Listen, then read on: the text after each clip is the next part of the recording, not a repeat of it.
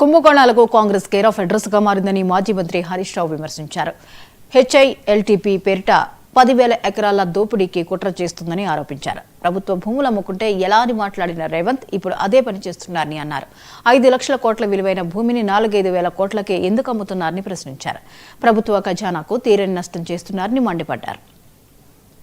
Congress party కొత్తగా చేస్తున్నటువంటి తాజా స్కామే ఈ హెచ్ఐఎల్టీపీ.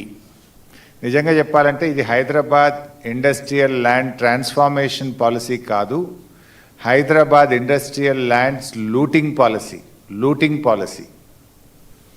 పారిశ్రామిక వాడల్లోని దాదాపు 10,000 ఎకరాల భూమిని పప్పు బెల్లాల్లో అమ్ముకునేటువంటి ఒక కుట్ర, ఒక పెద్ద స్కామ్ ఈరోజు రాష్ట్ర ప్రభుత్వం తెరలేపింది.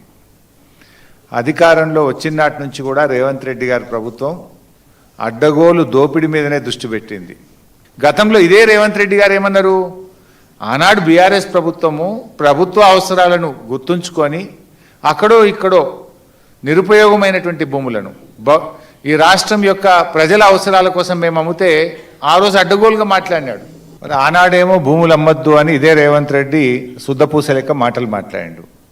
ఇవాళ గుంటలు గజాలు ఏమి లేకుండా తెగనమ్మే ప్రయత్నం చేస్తూ ఉన్నాడు. రేవంత్ రెడ్డి గారు